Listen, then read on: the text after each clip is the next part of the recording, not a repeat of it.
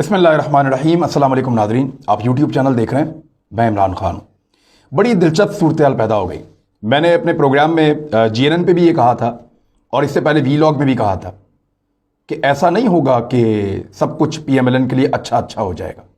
नैब कुछ ऑप्शंस पे गौर कर रहा था और उनमें से एक ऑप्शन को उसने अडॉप्ट कर लिया, लेकिन किया बड़े मौके पे है। यानी इस वक्त मरियम नवाज साहिबा के लिए बहुत मुश्किल टाइम है। उनको एक मौका मिला था नैब की बैशिंग करने का, नैब को गाली देने का, बदतमीज़ी करने का, चढ़ाई करने का इदारों के ऊपर, फौज को, नैब को, जजेस को नत्थी करके उन सबको बुरा भला कहने का, जैसा कि उन्होंने किया है। जस्टिस उमर अता बंदयाल साहब और दीगर मुअज़्ज़िज़ जज साहिबान ने केस सुना डस्का का, उसके ऊपर उन्होंने क्या किया, उसमें कौन से अकाउंट इस्तेमाल हो रहे हैं, किस किस्म के लोग साजिश कर रहे हैं, मरियम नवाज का उन लोगों से क्या ताल्लुक है। इस पर एक वीलॉग पूरा कर रहा हूं मैं।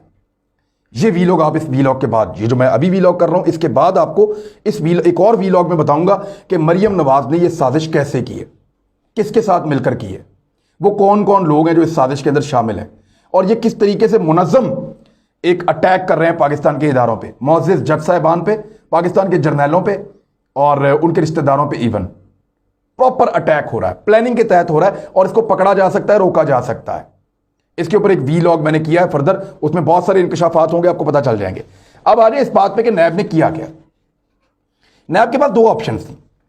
एक ये थी कि इनको आने देते और ये आते और आकर वहां पे जो भी शोर शराबा करते, लड़ाई झगड़ा करते, तो उसके ऊपर एक सिंपैथी हो सकती थी नैब की तरफ, और मुमकिन था कि वो सिंपैथी चली जाती मरियम नवाज की तरफ।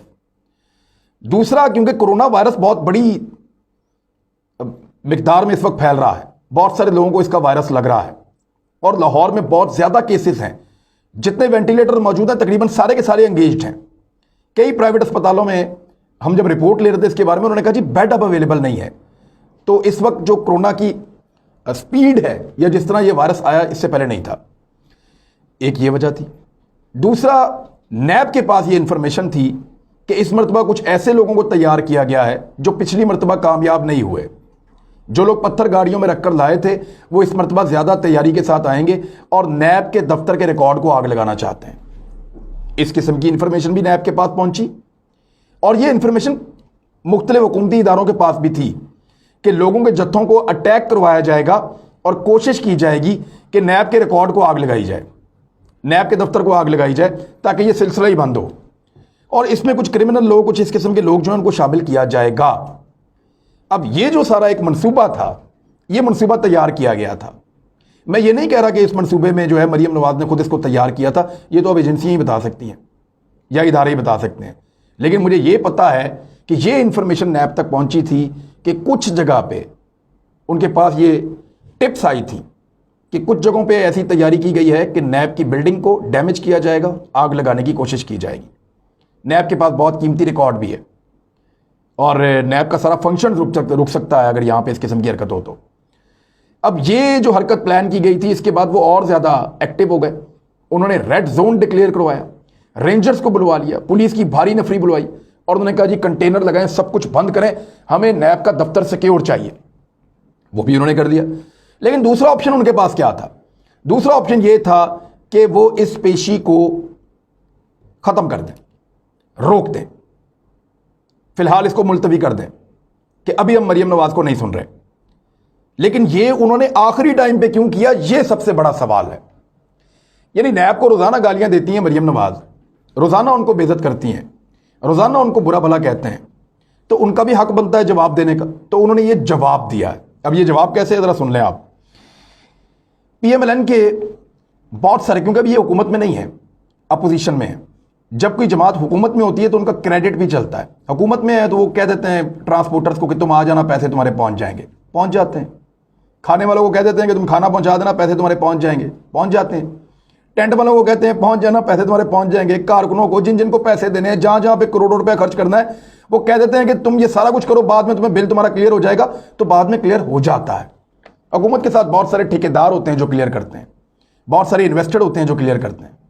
लेकिन जब आप अपोजिशन में होते हैं तो ये तमाम कंपनी या लोग आपके ऊपर भरोसा नहीं करते। वो कहते हैं कल किसने देखी है, अभी एडवांस दें। और अपोजिशन ज़्यादातर एडवांस ही देती है ये चीज़ें और ये पैसे साथ के साथ देती है, एडवांस देती है। अब काफिले निकल चुके थे मुख्तलिफ शहरों से, वो अपने अपने टोल प्लाजा क्रॉस कर चुके थे जब नैब ने ये जानबूझकर लेट करके अनाउंस किया है। आज जुमेरात की रात है, जुमेरात की रात को इसको अनाउंस करने की वजह क्या है? वो ये है कि जितनी तैयारियां करनी है कर लो, जितने पैसे खर्च करने हैं कर लो, ये कौम का लूटा हुआ पैसा है, ऐसे नहीं तो ऐसे तो निकलेगा। जहां जहां पे खाने के ऑर्डर दिए हुए थे वो सारा पैसा दे दिया था, ट्रांसपोर्टर्स को पैसा चला गया, लोगों को पैसे बांट दिए, जिन लोगों ने लोगों को इकट्ठा करके लाना था उनको पैसे बांट दिए, जिन लोगों ने दूसरे शहरों से आना था उनको पैसे बांट दिए, वो गाड़ियां लेके निकल पड़े। और एंड टाइम पे जाके जब सारी तैयारियां हो गई, पूरे पैसे खर्च हो गए, सारी मीटिंग हो गई, सब कुछ कर लिया गया, डिस्ट्रीब्यूशन हो गई सारे वसाइल की, तो उसके बाद नैब ने कहा जी नहीं, हम तो कल बुला ही नहीं रहे। तो इससे बड़ी एक तकलीफ क्या होगी? मरियम नवाज साहबा जिसको एक पॉलिटिकल मौके में कन्वर्ट करने जा रही थी, एक पेशी को, और उसको एक सियासी इशू बनाने जा रही थी, वो कैंसिल हो गया है। अब मरियम नवाज साहबा को नैब बुला के सुन नहीं रहा। आने वाले वक्त में उनके पास फिर दो ऑप्शन है। वो एक सवालनामा भिजवा सकते हैं मरियम नवाज साहबा को, अब वो अपने दफ्तर में नहीं बुलवाएंगे, क्योंकि देखिए थोड़े दिन पहले जब लाहौर हाईकोर्ट में सवाल पूछा गया नैब से, तो उन्होंने कहा जी हमने इनको बुलाया था, ये पत्थर लेकर डंडे लेकर आ गए थे, इन्होंने मारा। उन्होंने कहा दोबारा आपने क्यों नहीं बुलाया, अब आप जमानत खारिज करवाने के लिए आ गए। तो क्योंकि हाई कोर्ट ने यह नुक्ता उठाया था, उन्होंने फौरी तौर पे समन कर दिया कि आए जी फलां केस के अंदर जवाब दीजिए, जिसमें जमानत है उसको तो छोड़ें, दूसरे केस में आप जवाब दें। तो जवाब देने के लिए उनका पुराना तरीकाकार, वही डंडे सोटे बंदे, बहुत बड़ी तादाद में हुजूम, वो उसी तरह आ रही थी। तो नैब ने यह साबित करना था कि यह इनका तरीकाकार है। और दूसरी आप एक और चीज देखें कि मरियम नवाज साहबा ने जब जमानत की तो मेरी कुछ लोगों से बात हो रही थी जो कानून के माहिर हैं, उन्होंने एक एतराज उठाया। उन्होंने कहा कि हाई कोर्ट ने दूसरी पार्टी को सुना नहीं और जमानत दे दी, यानी नैब को बुला के सवाल नहीं किया गया। और जब नैब ने यह कहा कि ये इतने सारे बंदे लेकर आ रहे हैं, तो उसमें हाई कोर्ट ने यह कह दिया हमें अब सियासत में ना घसीटे। तो मुझे एक कानून जानने वाले आदमी ने कहा कि यह तो एक एडमिनिस्ट्रेटिव मामला है। जब आप एक हुजूम लेकर जाते हैं, एक इदारे के ऊपर दबाव डालते हैं, तो आप उसकी कानूनी रास्ते में रुकावट डाल रहे होते हैं, और उसकी सजा 10 साल है। अगर नैब ये केस करे तो इसकी सजा 10 साल है, कार्य सरकार के अंदर मुदाखलत या काम करने से रोकना। पिछली दफा नैब ने ये FIR नहीं काटी इस बारे में इस तरह से, ये 10 साल की सजा वाली, लेकिन अब वो ये कर सकते थे। तो हाई कोर्ट ने जो इंसाफ है वो आपको पता है शरीफ खानदान को बहुत जल्दी जल्दी मिलता है। मैंने जो अगला वीलॉग किया है वो बड़ा कमाल है, और उसमें आपको इसकी सारी इंफॉर्मेशन मिलेगी कि कैसे कैसे इनको किस किस तरह इंसाफ मिलता रहा, तो अदालतें जिंदाबाद होती रहीं, और कैसे ये जजों को गालियां देते रहे, और कैसे ये जजों को अपनी उंगलियों पे नचाने की कोशिश करते रहे। मुअज़्ज़िज़ जज साहिबान को, हमारे लिए तो बहुत मुअज़्ज़िज़ है, लेकिन इनके लिए फायदे और नुकसान की बात है। अब नैब के पास फिर दो रास्ते हैं। नंबर एक, या तो वो इनको एक सवालनामा भिजवाएंगे जिसपे इनको कहा जाएगा कि आप जवाब दीजिए, और उस जवाब की बिना के ऊपर नैब अपनी इंक्वायरी को आगे बढ़ाएगा और रेफरेंस फाइल करेगा, क्योंकि इसका जवाब मरियम नवाज के पास है ही नहीं। सिरे से जवाब क्या हो सकता है? चौधरी शुगर मिल का कोई जवाब नहीं है। रायगढ़ में जो जमीनें खरीदी है गैर कानूनी तरीके से, उसका कोई जवाब नहीं है। यहां पे कानून को बदला गया, बदल के जमीनें खरीदी गई, फिर कानून को वापस बदल दिया गया, अपनी जमीनें सस्ती खरीद के महंगी कर दी सिर्फ अपने लिए। यानी इनकी परचेजिंग उस स्पेसिफिक टाइम पीरियड में हुई है, या उस दौरानिये में हुई है जिस दौरानिये में जमीन का स्टेटस तब्दील कर दिया गया था। यानी ये ग्रीन और ब्राउन एरिया के अंदर खेलते हैं। किसी ग्रीन लैंड को, ब्राउन लैंड को ग्रीन लैंड करते हैं, वो सस्ती हो जाती है, खरीद लेते हैं, वापस ब्राउन करते हैं, महंगी हो जाती है। ये इस तरह खेलते हैं। बहुत सारे और सियासतदान ये गेम करते हैं, ब्यूरोक्रेट भी ये करते हैं। तो ये इसी तरह का एक खेल है जिसका जवाब इनके पास नहीं है। और तमाम कवानीन को तोड़ते हुए जिस तरीके से ब्यूरोक्रेसी ने, शहबाज शरीफ साहब की हुकूमत ने और मरियम नवाज ने और नवाज शरीफ ने यहां पे परचेजिंग की है, और जिस तरीके से ये लूटमार हुई है, उसका कोई जवाब हो नहीं सकता और है भी नहीं। चौधरी शुगर मिल के जो बड़े बड़े सवालात हैं उनका कोई जवाब इनके पास है ही नहीं, और उसके जवाब से तो भागे थे जो अब तक भागे हुए हैं। मियां नवाज शरीफ साहब भी उसी मिल के जवाब देने के लिए उनको बुलाया गया था कि जनाब आए, नैब के दफ्तर में जवाब दें, जहां से वो बीमार हुए, बीमार होकर निकले और निकल के चले गए। तो नवाज शरीफ साहब के पास भी उसके जवाब नहीं थे, इसीलिए वो वापस नहीं आ रहे। और अब तो मोहम्मद जुबैर साहब ने यह बाकायदा तस्लीम कर लिया, जो तर्जुमान है शरीफ खानदान के, कि वाकई नवाज शरीफ साहब बीमार नहीं हैं, वो सिर्फ इंसाफ ना मिलने की वजह से, या जो इंसाफ उनको लगता है कि उनका इंसाफ है, शरीफ खानदान को इंसाफ वो लगता है जिसमें वो बच रहे हों, या जजेस उनको निकाल रहे हों मामलात में से, या वो बाइज्जत बरी हो रहे हों, या जिसमें वो सुरखरू हो रहे हों, वो उनको लगता है इंसाफ है। और जहां पे उनके खिलाफ फैसले आ रहे हों, या उनसे सख्त सवालात किए जा रहे हों, या दलाइल के ऊपर बात हो रही हो, वहां उनको लगता है कि ये इंसाफ नहीं है।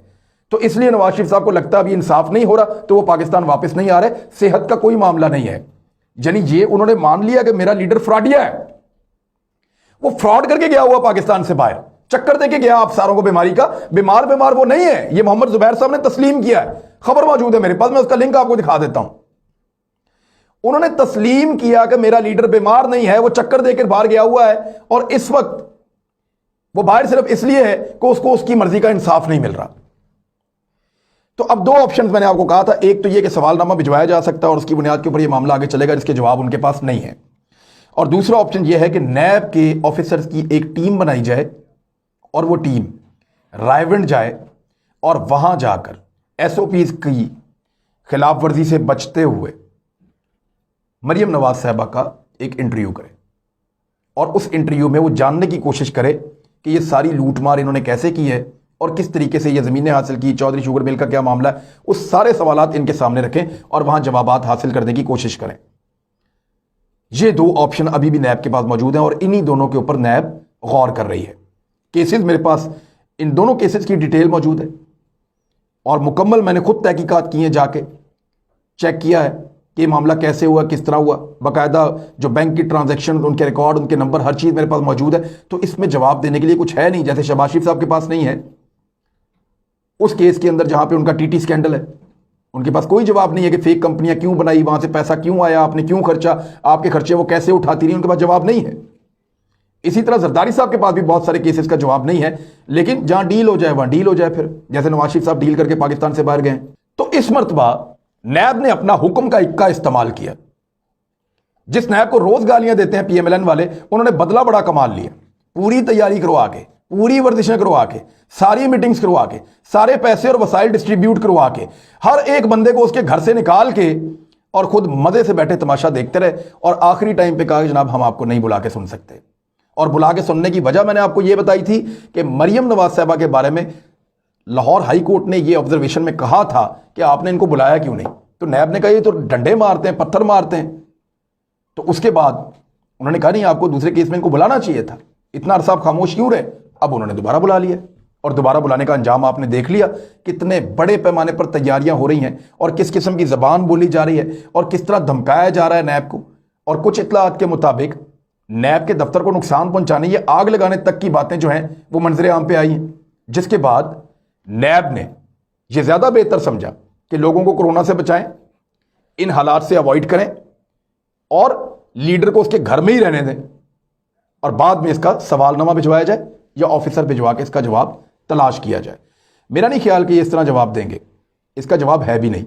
मरियम नवाज साहबा को रमजान उल मुबारक में गिरफ्तारी का सामना करना पड़ेगा, ये मेरी एक असेसमेंट है, एक असेसमेंट है, मैं किसी इंफॉर्मेशन की बुनियाद पे नहीं कह रहा, क्योंकि अब हाई कोर्ट के पास या अदालतों के पास ऐसा कोई जवाब मुझे नहीं लगता कि रह गया है जिसकी बिना पर मरियम नवाज साहबा की ज़मानत में तौसीह हो सके। वो एक सजा याफ्ता मुजरिम है, उनके ऊपर करप्शन साबित हो चुकी है, उनके हस्बैंड पे और उनके वालिद पे साबित हो चुकी है। वो वालिद की तैमाददारी के लिए बाहर आई थी, तैमाददारी के बजाय उन्होंने पूरे पाकिस्तान में सियासी जमातों की टुकाई की है, उन्होंने पूरे पाकिस्तान के दौरे किए हैं, जलसे किए हैं, इलेक्शन लड़े हैं, इंजॉय किया है। तो मेरे ख्याल में अदालतों के पास ऐसी कोई वजह अब नहीं है कि वो उनको मजीद ज़मानत में तौसीह दें, बल्कि अब उन्हें गिरफ्तारी का सामना करना पड़ेगा क्योंकि वो कोऑपरेशन नहीं कर रही। देखिए, गिरफ्तारी कब किया जाता है नैब में? गिरफ्तार तब किया जाता है जब कोई मुलजिम कोऑपरेट नहीं कर रहा होता, जब वो तफ्तीश के अंदर ताउन नहीं कर रहा होता। और क्योंकि ये सजा याफ्ता मुजरिम है तो इनकी गिरफ्तारी का इम्कान और भी ज़्यादा बढ़ जाता है। अब एक पेशी जो है वो 8 तारीख को है, उसके बाद फिर एक 12 तारीख को है।